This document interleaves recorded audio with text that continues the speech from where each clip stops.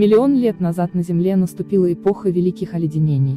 В результате ее на территории Беларуси произошли значительные изменения в животном и растительном мире. Леса стали преимущественно хвойными, а среди животных появились медведи, волки, лоси, дикие быки и лошади. Рядом с ними еще водились животные прежнего времени, носороги, слоны и мастодонты. Но шанс выжить имели только те виды, которые смогли приспособиться к холоду, покрывшись густой и длинной шерстью. Последнее оледенение началось 90 тысяч лет назад. Место смешанных хвойно-лиственных лесов заняла тайга, а потом и тундра. Следы первых людей на территории современной Беларуси появились 100 тысяч лет назад. Это были неандертальцы, первые жители нашей Земли.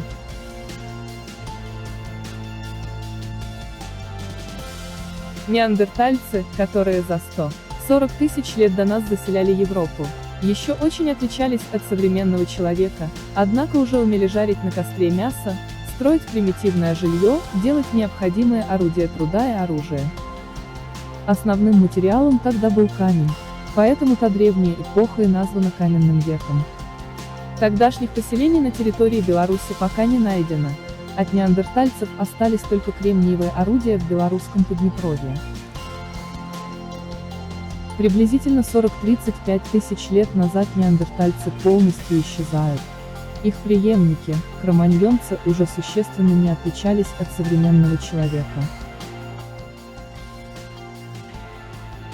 Около 25 тысяч лет назад кроманьонцы пришли на юг Беларуси. Их стоянки археологи открыли под многометровым слоем песка недалеко от деревень Юровичи и Бердыш. Эти стоянки относятся к древнему каменному веку, палеолиту. Вокруг стояла бескрайняя холодная тундра, что вынуждало людей днем и ночью жечь костры.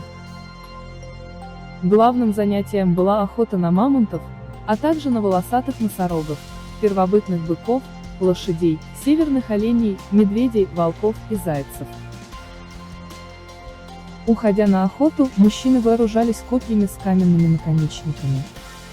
Такие устройства древний человек использовал в работе и на охоте. Но и вторая попытка первобытных людей заселить территорию Беларуси завершилась неудачей. С севера продолжал неуклонно надвигаться ледник, стоянки кроманьонцев опустели. На смену палеолиту пришел средний каменный век, мезолит. Ледниковый период уже закончился, оставив после себя множество рек и озер. Климат потеплел, исчезли мамонты, а наиболее распространенными животными стали северные олени. В период мезолита человек приручил собаку, изобрел лук и стрелы, начал заниматься рыболовством. Рыбу добывали не только гарпунами, но и удочками с костяными крючками. 6000 лет назад начался новый каменный век, неолит. В Беларуси открыты более 600 неолитических стоянок. Их жители достигли высокого мастерства в охоте и рыболовстве, научились лепить из глины посуду, делать более совершенные орудия труда, изобрели ткачество. А важнейшим достижением того времени стало появление земледелия и животноводства.